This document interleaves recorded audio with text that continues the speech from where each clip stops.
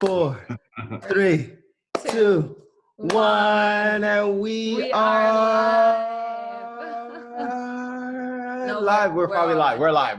We're just gonna say we're live. Every time it's the same thing. We are super excited to be live today with Josh from Whoa, and we're going to be talking all about toys, non-toxic toys, toxic toys, what to look out for when you're getting toys for your pet.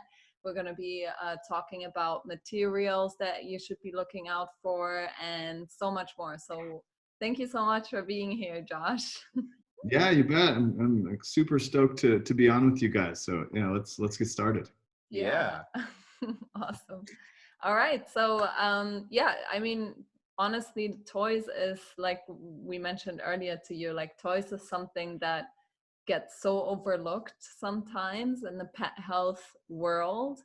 And it's something that we really want to like include in that conversation a little more these days, because toys, like we were doing a little bit of research earlier, and toys have a big impact on our pet's health, not just because they chew on it and they lick it and they tear it up and all of that stuff, but they can also actually have an impact on our toys just by sniffing on them, or even just by the toys being in completely the other side of the room, just steaming up, emitting fumes and toxins. Exactly. So we want to talk about, firstly, like, in what ways do you think toys actually have a health impact on dogs and cats?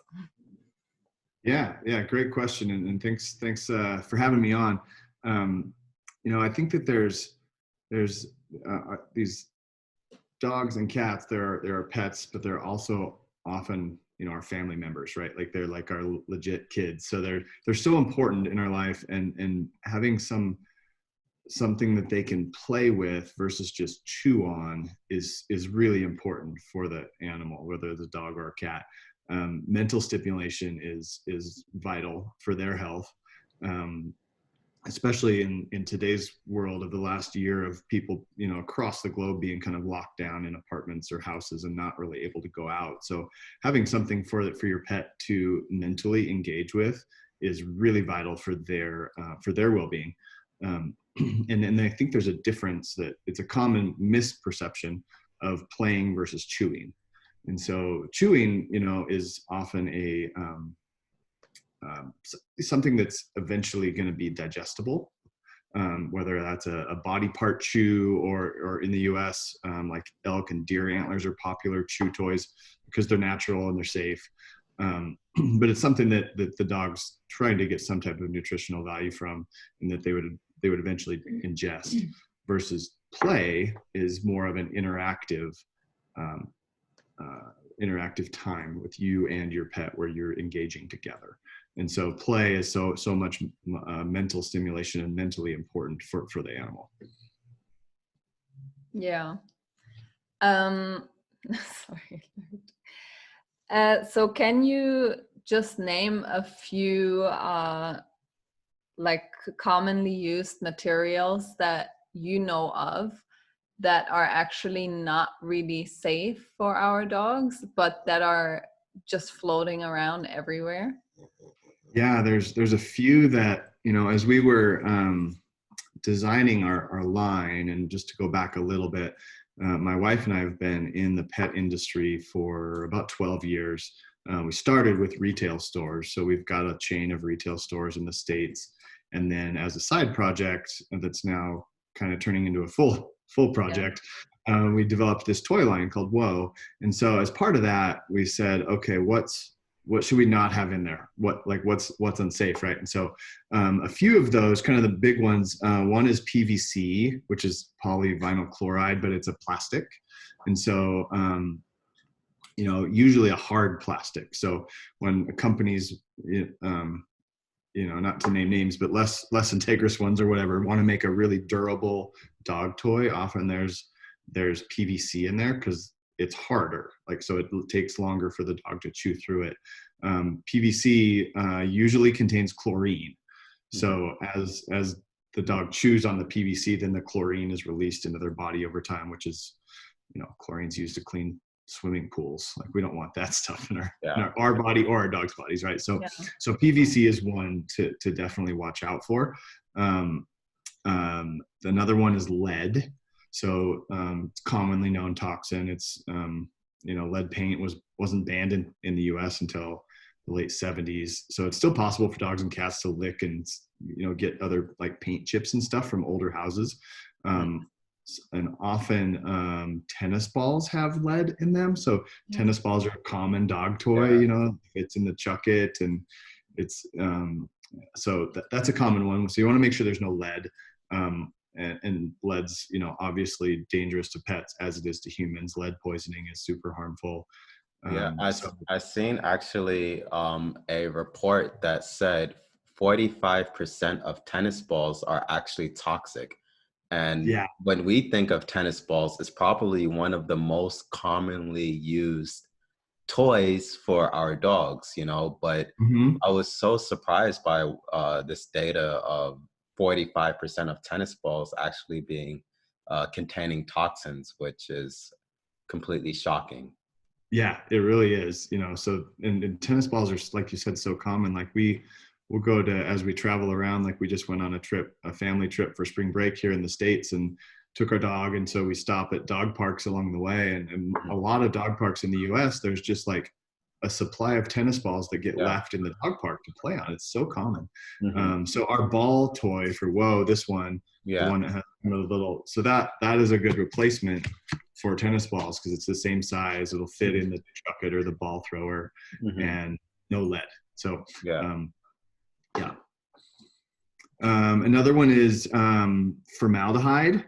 So usually formaldehyde's in chews, like a body part chew, a stick or something like that. It's not as often in toys, but super cancer causer. So formaldehyde. Cadmium is a super toxic thing it's often in catnip or cat toys. So cadmium is there. I'm just kind of looking through my list here, but chromium is another one that can be found. Sometimes they're used in like insulin supplements for dogs. So often it's a consumable thing, chromium, but there's been some cat toys and dog toys made overseas that have been tested and have actually levels of chromium in them somehow. I don't know how it would get in there, but so reading a MSDS sheet, a material safety data sheet from the various manufacturers, WOW has one available or other companies, the material, then you can kind of read through what's in the material. So chromium is one to make sure that you don't see in the list. That's actually, that you say that it's a really great point, that it's something that as pet parents is something that we can ask for, when we're not sure, because there many times that we were just looking at a toy today and we were just looking at, what is this made of? And we actually couldn't find out what it's actually made of. What it said on the package was made of high quality material. So we were like, okay.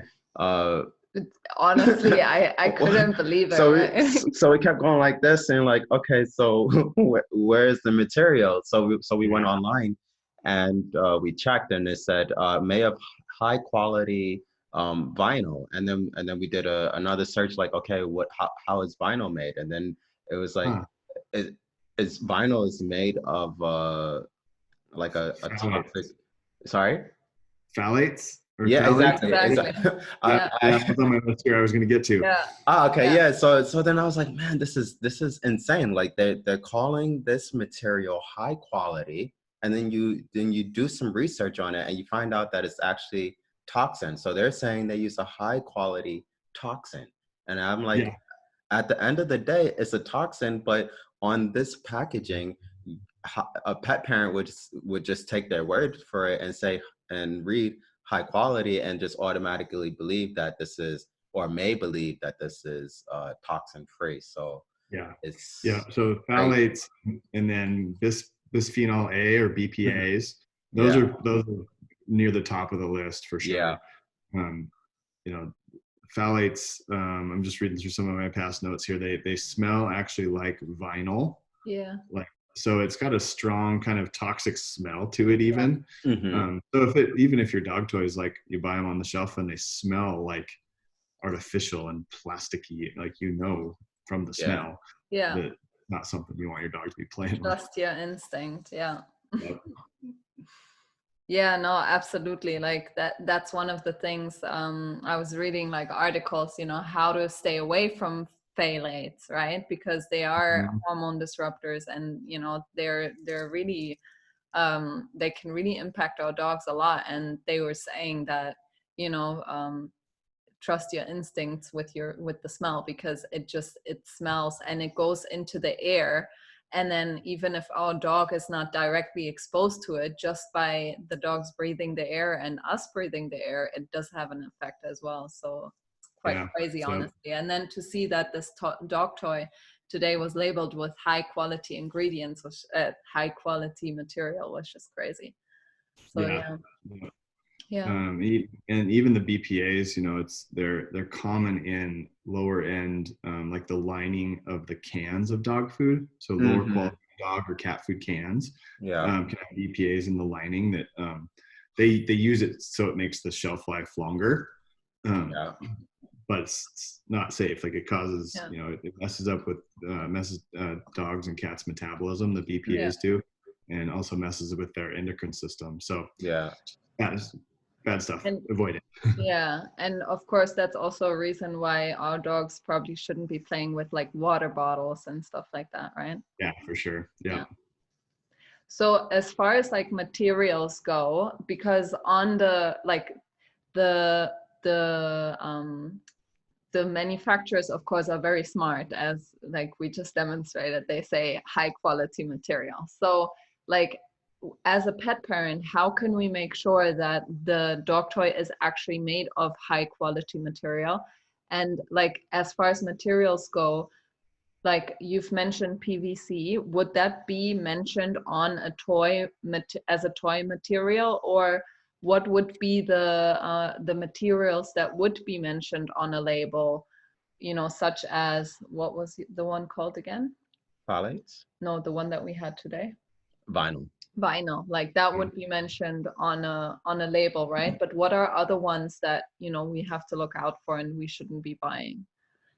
Yeah, it's really hard with toys. Unfortunately, Yeah. it's not regulated. They're not in regulators' minds. They're not being consumed, right? So they shouldn't affect the pet. So it's not a food. It's not a treat. It's not a supplement. So it's often overlooked, and it takes research and homework on the part of the retailer, and the end user, the human that gives the toy to their dog. And so that list of stuff that we've been talking about, really, the PVCs, the phthalates, the BPAs, lead, chromium, like that whole list, they're not often on the labels, even on reputable manufacturers. Like, they're not going to list out all that stuff because they don't want to scare people away, and people might read it and think, oh, that toy has that stuff in it. Versus, so it's really hard from the manufacturer's view. Like, they need to sell their product, and they want to tell the story that it's safe. And then if it's not safe, they probably won't tell that story. Mm-hmm. But there's nothing out there that I'm aware of anyway, that says you have to have these items listed or not listed on your packaging, like a nutrition product. So it's really hard in the toy, hard goods space to find safe. Yeah. So honestly, like what probably would be best is to go for brands rather than just single toys, and then to ask the brand for, can you repeat what the data sheet is called that we should ask? MSDS, it's Material Safety Data Sheet. Okay. So yeah, so all companies in the US anyway that make materials. So I buy material from a material manufacturer, and then we turn it into the shape of a dog toy, right? So the material that I buy has it's a legal thing, has to have an MSDS sheet available for me to know what I'm buying to make a dog toy to give to you. So every manufacturer should have an MSDS sheet for their material. if you inquire. And if they don't want to give it to you, then it's, I don't it's Red Yeah. flag. red flag, yeah, for sure. Okay, awesome, awesome. So how about, a lot of toys have the claim BPA free. Now, in today's world, that's unfortunately not enough anymore to just say BPA free. Can you talk a little bit about why that might not be enough?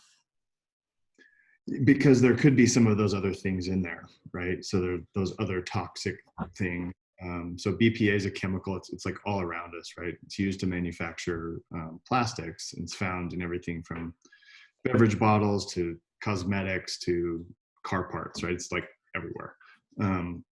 And so having a material that's free of the BPAs is super important, but it's not the silver lining. I mean, it's really important. So most reputable companies are BPA free, in my opinion. But then there still could be those other smaller little ones that we talked about in there, the enes, bromine, and chromium, and lead, and those kind of things that are in there. So BPA free is awesome, but like you said, it's not like there's other stuff that still could be involved. Yeah. So like what we always say is it's not just BPA free, it's also toxin free. So yeah, that's great. That's a good way to kind of summarize it. Yeah, it's not the same. Mm-hmm. BPA free doesn't equal toxin free. Yeah. Yeah, honestly, like we do incredible amounts of research into everything that we offer to pet parents, because honestly, safety is so important to us, and it's just so frustrating when we come across all of these marketing tactics to try and mislead pet parents, and not just pet parents, but also pet businesses. It's so misleading to the end user, which is our pets. It's just like, it's so frustrating. So like, it's, sometimes it feels like we have to be a detective, and it's like, it's really like that. It feels like we have to be a detective for our pets, because unfortunately, like you said, it's an unregulated industry, and we don't have, a government or an agency that's solely responsible for saying, hey, this is not safe, and this is not okay, So yeah. I was just thinking, like, unfortunately, our trust issues came from the pet industry. It's just crazy. Yeah. Okay. So we have another question. So we have just this question is, or basically something that we've noticed. Manufacturers they make claims such as, this is not a chew toy. So what does this phrase mean? And why is it important for our dogs' toys and the environment? Yeah, for sure. So we say that too, in a little bit of a different way, but these toys are not meant, because the only indestructible toy is probably a rock, right? Like, nature's made that one. Yeah. But for us humans trying to make these things that animals can chew on, there's nothing that's, quote, indestructible, right? Mm-hmm. And so we've got to say, hey, this is not a chew toy. And what that means is it's not meant for you to just give your dog and then you walk away. Like, where your dog would just be there, in its kennel or in its little happy place in your house or your apartment, just chewing on the toy uninterrupted for a long time. That's usually something that needs to be a consumable, right? Like a bully stick, for example, or which are common in the States, or some type of body part chew that's naturally dehydrated, or something that they could actually chew on it and ingest it and it would be safe. The toys are, if they do fail, and because they're not 100% indestructible, if they're ingested, then they can cause intestinal blockages and like all kinds of unsafe stuff that just leads to a surgery at your vet. And so when we say not a chew toy, it means, it's meant to be an interactive play toy where you're interacting with your pet, and not just like putting it in its kennel or in its room and giving it a toy to chew on for hours on end. Does that make sense? Mm-hmm. Yeah. Yeah. At the same time, I thought of it like, I mean, I understand the part of like, this is not a chew toy that shouldn't be ingested. But on the other hand side, also, it's kind of crazy because like when we have a toy that has toxins in there, chewing can also harm the dog in a different way, in the way that they actually ingest the toxins. Yeah. So it's kind of crazy. Yeah. Yeah, I mean, honestly, it's one of the things that, as a pet health, space, and we raise a lot of awareness on how to limit toxin exposures, and we speak about that through limiting the toxins which can be found in food, pesticides which might be sprayed outside. Right now, they're spraying pesticides to try to get rid of the mosquitoes, and they do that every 2 weeks, but trying to raise awareness how to like limit these exposures. And I mean, toxins are almost everywhere, and toys is not thought of as really containing toxins because Yeah. it's just there, it's just like just little thing here. And a lot of people don't really see it as like as a spray or as something that you spray on the floor or food which gets ingested into the body. So Yep. it's yeah, it's definitely one of those things. And when we find out like what's actually in these products and how they can really cause damage to the liver and the kidneys and the gallbladder, and we already see so many dogs and cats as well dealing with such issues, it's really one of those things that we can actually prevent. Yeah. Yep. I'm actually curious, what do you think about, these bones that are actually like, that are supposed to be chewable, but they're made of some type of, I don't even know, is it nylon material or something like that? Yeah, I know the brand. I know exactly what you're saying, and I don't want to mention them by Yeah. name. They're often referred to as like a dental chew, and so they Mhm. have textures on there that is supposed to like rub the dog's gums and teeth as they chew it. So it kind of and it does. It has a dental speaking. It can improve their dental health, but they're also ingesting the stuff that's in there, and Yeah. so other bad effects. So we actually do have on the Woe toys, you guys have probably seen them, but there is some gentle bumps and divots on ours, meant to have that same kind of effect, but with safe material. Just because I knew these toys are going to be in the dog's mouths a lot, and so I wanted some texture on there that could potentially have a it's not meant to like make their dental health dramatically better in one day or Yeah. something, but Yeah.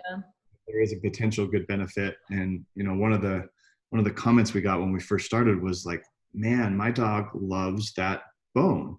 I don't know why, but it carries that bone around and it like buries it in its bed and it like protects it, right? And I think it's because that texture, it has a really nice mouth feel, as we call it, for the dog, and they just kind of like it. Like it feels calming or soothing to them as they're chewing on it and playing with it. Yeah. All right. Everyone who's listening right now, make sure to write your questions, because we're going to be doing like a little Q&A as well later. And also, we would be happy if you guys share your biggest takeaways with us. Take a screenshot of our conversation, or I don't know, share our conversation, and share this message with people, because this needs to be heard as always. Yeah, so okay, now we have another question, and this question is actually more about like uh, there's so many dog toys out there, and you can get them in the dollar store or whatever is like the cheapest store in your city or country, where you can commonly get goods.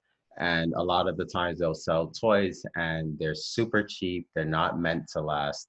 What is the problem with these toys, and how does this impact the environment? Yeah, for sure. I mean, you can just kind of stretch that out real fast, right? There's, in the US anyway, we're going to be approaching $100 billion industry, the pet industry in general in the US. And a big chunk of that is food, is the nutrition, the kibble and the frozen and raw food and freeze dried food. But a decent chunk of that, 8 or 9% is toys and hard goods. And so you take multiple billions of dollars spent on toys, and I don't know the percentage, but at least a good chunk of them are made just to make a profit and just to turn out, Hmm. they're not all, they're not, the packaging is also just landing in a landfill. And as soon as the toy appears to fail a little bit, it's easy to just throw it in the garbage and go buy another cheap one, you Hmm. know.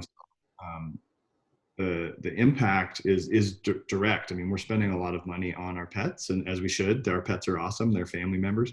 Um, but the minute we just unconsciously kind of toss the residuals away, the packaging and the products themselves, it just builds up all around the world. The pet Yeah. industry is around the world. And so if we can consciously make purchases that go towards toys that are recyclable when they fail, it helps mitigate that.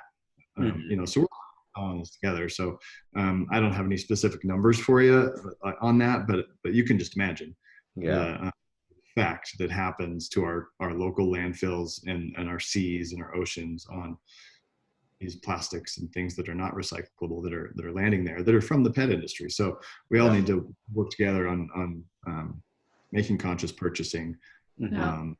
products that have recyclable packaging for one, and then cause sometimes the packaging is almost bigger than the toy, Yeah. depending on the company. So look at the packaging and then look at the toys and other things that you're buying, jackets and collars and leashes and all of your products for your pets that have some type of renewable, recyclable aspect to them for sure.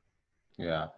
I'm really happy that you said that because honestly, it's really something that I think just people all over the world, they don't really think about packaging and how long it takes for packaging to actually decompose. We're talking, plastic bags taking 450 years to decompose, and then, for some dogs, that's a one-time use, and then you just go out and buy another one. That's another 450 years that it would Yeah. take. That's I actually I did. I'm sometimes I'm like a geek, and I'm like, how many lifetimes would it take? So if we said, one dog was to live 18 or 15 years, it would take Mm-hmm. 30 lifetimes to actually for that piece of plastic to decompose. And it's just like, it's Yeah. incredible. So if we can try to, be more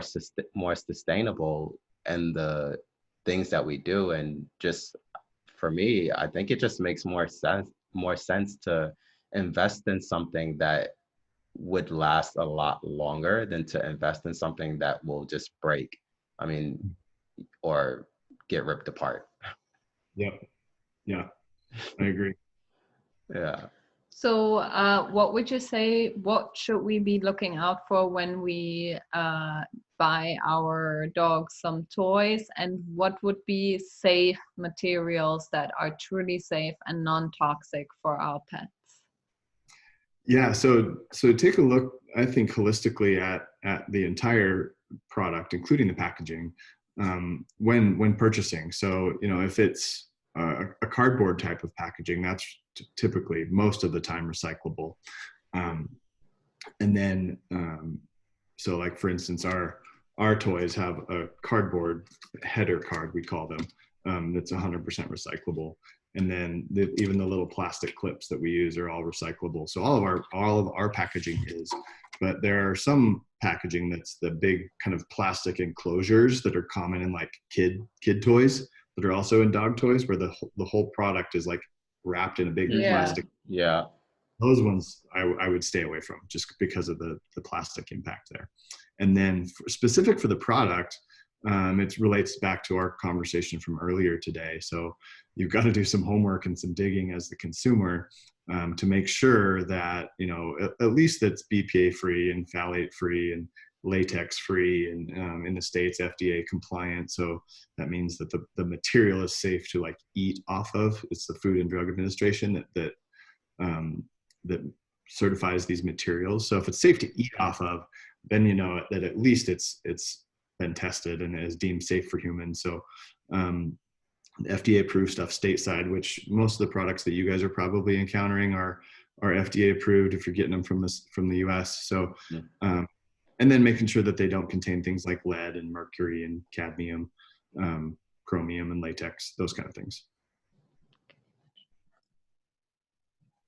Yeah, so so I guess that's a really good point. You know, right now we are looking at rubbers, you know, so what kind of rubbers would you be saying pet parents should be looking out for when they are, you know, if they're looking for any rubber-like materials? Because I mean, there's so many, you know, things that look like rubber. Like what should they be looking out for? Yeah, you know, I don't have as much expertise in that area because ours are thermoplastics. They're TPEs, or thermoplastic elastomer. Yeah. They're durable and elastic. They can actually have a stretchy property to them. Mm-hmm. But there is a couple other brands in the pet industry that are making pretty good rubber toys that are, rubber's a sustainable resource, right? It's a natural rubber, which is great. But then sometimes it's injected with other stuff that make it cheaper, but also less safe. And so I don't have as much expertise in the rubber area as I do with the thermoplastic. Yeah. But probably same thing, going back to that manufacturer and asking them, okay, what is this rubber? Like one of the main, you know, probably the leading dog toy company, one of them from 20 years ago started. It's a common name. They're all made from renewable rubber, and they're good. They're great. But there's some other cheaper ones that you could just tell, like there's some plastic injected in there, or some PVC kind of injected in there to make them more durable and harder.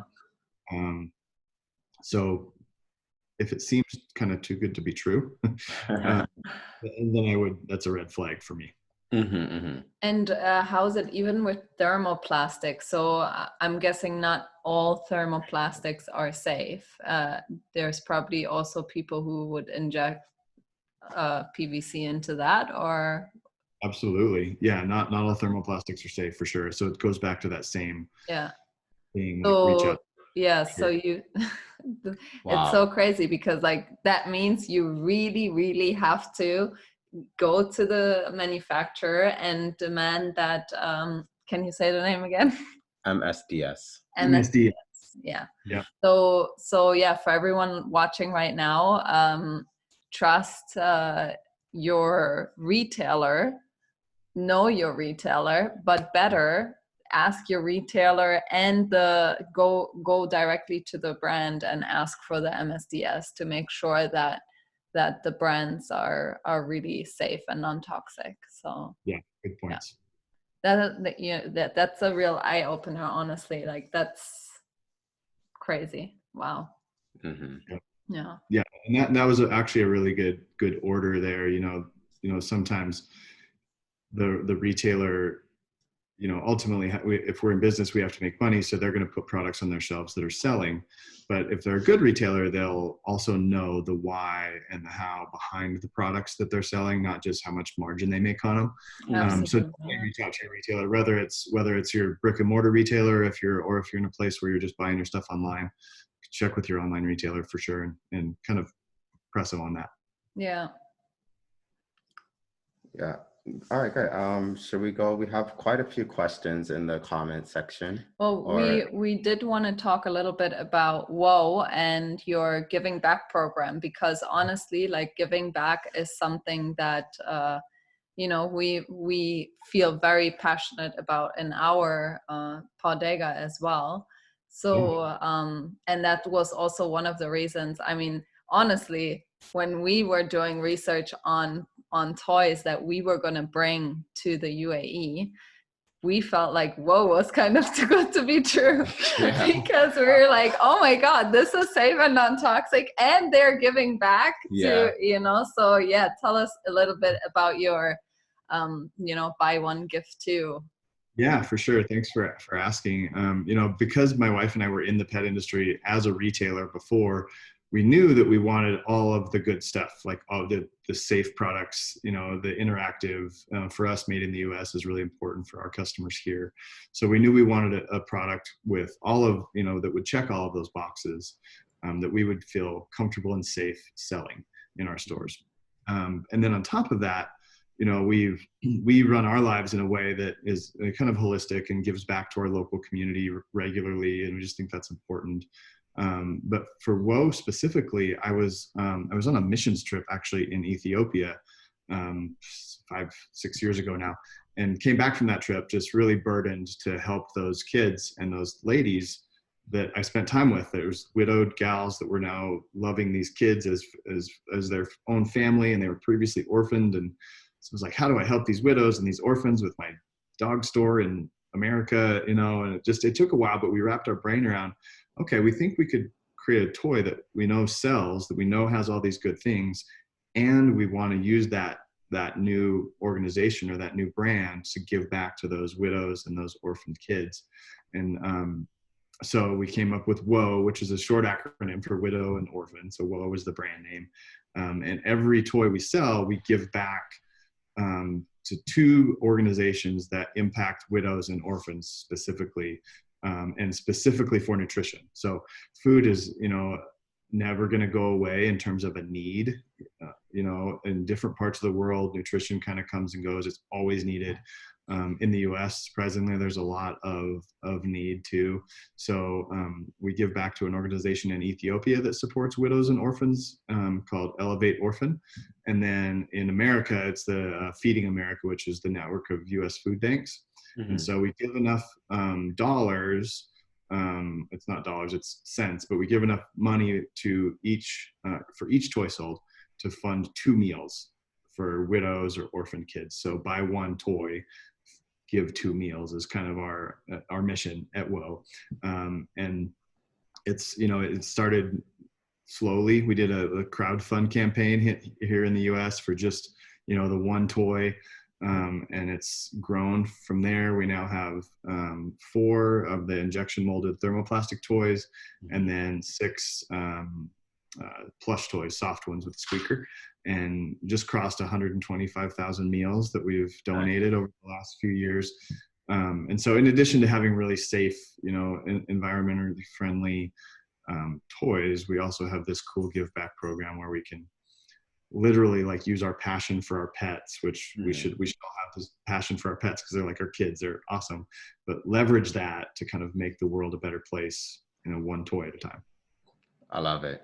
Amazing. Yeah, honestly, it's so amazing. And I really like that, you know, you're actually I love that you are doing this because you're kind of like everyone who gets a toy, a WOO toy, supports that, you know. So if they want it or not, like it's really amazing. And it's also that you know, it's not a dog related cause, it's a humanitarian cause.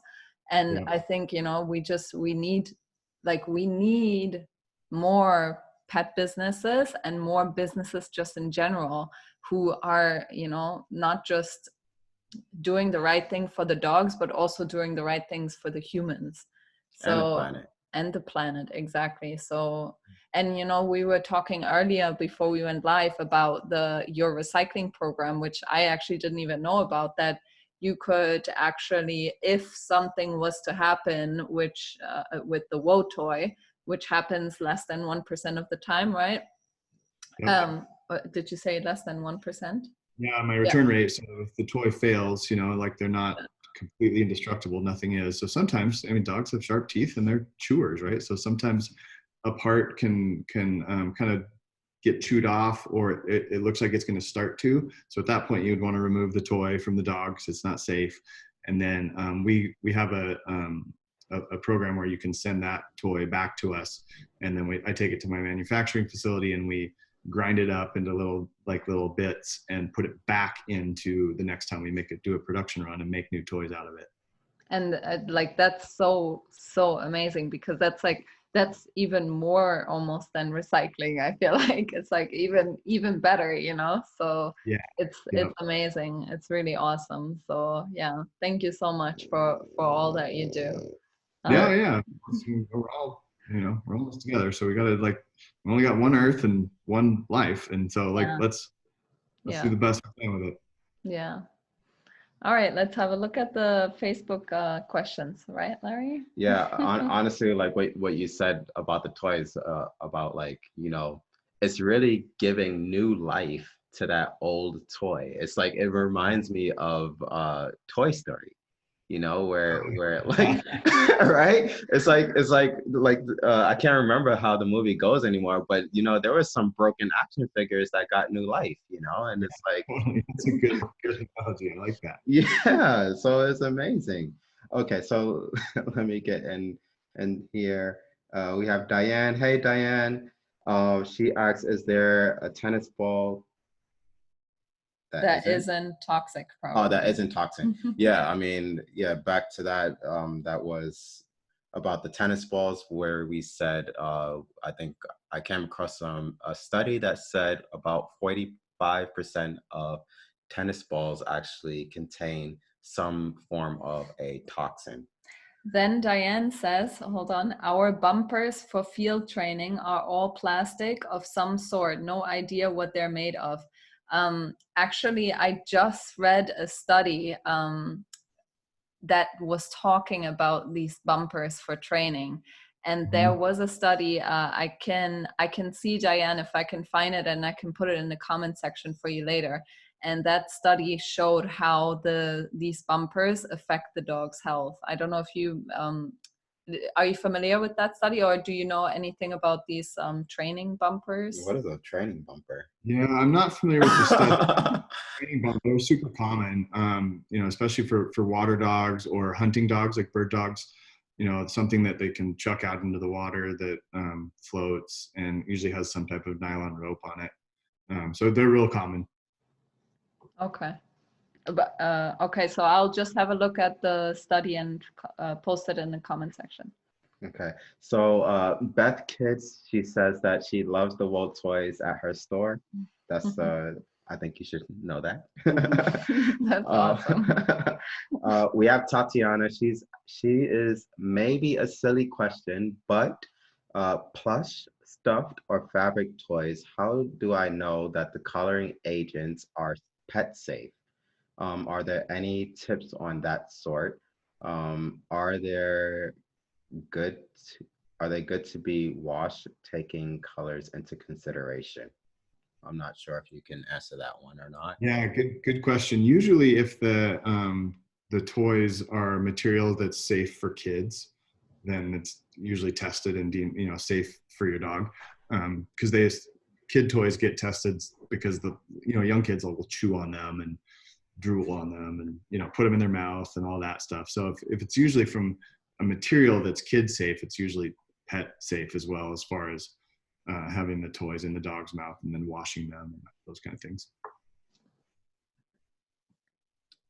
So, sorry, did that answer your question, Tatiana? Yeah, just leave a comment. But did you say that, sorry, did you say to stay away from dyed toys, or again, we have to, because it won't say it children's safe on the packaging, right? Or no, something you'll have to check with the manufacturer again on. Okay. There is definitely safe dyes, like red, can be cranberries, for example. Those things. It's not always like yellow number 40, the dye. Yeah. So there's definitely some earth-friendly and people and pet-friendly dyes that are out there. So I wouldn't say stay away from colored soft toys, but also same story. Just do your homework. Again, ask for the MSDM. Yep. Yeah. Okay. I mean, honestly, after speaking with you and just really, learning so much more about toy safety. It just, at the end of the day, it just like makes me think about like how much more responsibility we as pet parents have, like, and that we need to actually, we are our pet's guardian, and we really have to protect them at the end of the day, because unfortunately, it's very difficult to go out and get this type of information, because as we've learned, manufacturers actually don't even have to tell you what the material is actually even made of, which is Mhm. absolutely crazy to me. Yep. That it doesn't even have to give you a disclaimer that says, yeah, I am the probably most toxic thing that you could even imagine. Yeah. Play with me, like it's like it's crazy. So it's just like it really makes me think about like, wow, we are all about nutrition and supplements and like even water. Like it doesn't matter, we're all about like just overall safety. And here's like the most fun thing in the world, for our animal, and we don't even, a lot of the times we don't even think about how toxic this fun thing that our dog or cat might love, how harmful it actually can be to their health. So Yeah, and if you go a little bit farther than that, it's super important to take care of your animal, but because they're dogs and they don't use a restroom like humans do, mhm. like they're like the those ingredients, whether it's in their food or coming from their toy, eventually kind of get, when they use the facilities, get passed through back into the ground, into the earth, unless we're picking up after them. And so there's some definite like environmental factors here too, in addition to having the pet be safe. Mhm. Yeah, so true. Yeah. Yeah, that's a whole nother topic, but like that's wow, geez, we don't even think about like what these toxins do to our animals and the planet. It's just like it goes into the taps, it's just like Mhm. incredible, incredible. Yeah. All Uh, right. yeah, I think that was all the questions, guys. If you have any more questions, please just drop them down into the comment section below. We'll try to get to them later, or we will get to them later. And Let first, us know your biggest takeaways. Like leave a comment and let us know your biggest takeaway. What was your biggest takeaway? my biggest takeaway is that I'm not going to trust just anybody or Well, you things. already didn't before. Yeah, So. but now I know what exactly I should be looking out for, because even as a pet retailer, I mean, we do our, super research, but I know that now there's actually something that I can ask for, like this. So that's probably one of my biggest takeaways. And as a pet parent, I know that, a material safety data sheet is something that can be asked for from a manufacturer. So that feels like something that is a bit more safe for me to ask for. And now I'm happy that I hope that a lot of other people um, know to ask for this as well. Yeah, yeah. Yeah. Keep asking folks out there, and you'll find that the list of companies that you'll want to be doing business with, it gets really short, really fast. Oh, for sure. Yeah. Yeah, I mean, yeah. honestly, like we get about like 2 requests a month for new brands to enter our store, and like so far there was none that we could approve. And Yeah, it's I mean, it's and actually that's one of my biggest takeaways too. I'm already very much like this, in a way where I do extensive research and I find a brand that I trust and I stick with that brand. But my biggest takeaway was that this is incredibly important with toys, because you cannot trust the material itself. So you always have to ask for the MSDM, Yes. MSDS, and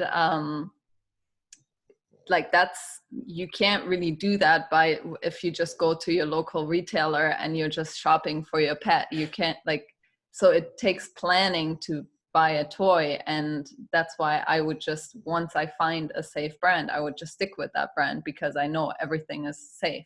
And I actually I did this recently with a coffee maker that I wanted to buy, and I was like, okay, I'm looking for kitchen grade material, you know, but it was just, it's so hard, you know, to look through all this bullshit. So I was like, this one brand that I use for my coffee mug, why don't they make a coffee grinder, you know? So it's like, it's, once you find the brand that you trust, and you know, it's important to support them. So yeah. No, honestly, like, thank you so much for taking the time today to talk with us about toys and showing us what to look out for.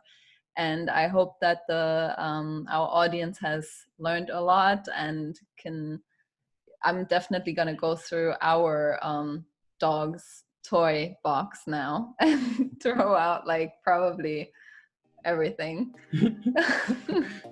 Whoa, stuff. Yeah, no, I mean, she doesn't really play with the toys that much anyway, but yeah, it's just crazy, honestly. Yeah. Well, I really appreciate you guys having me on. I'm so thankful that Woe's, you know, partnered up with Podega, and we're happy to be around. So thank you so much.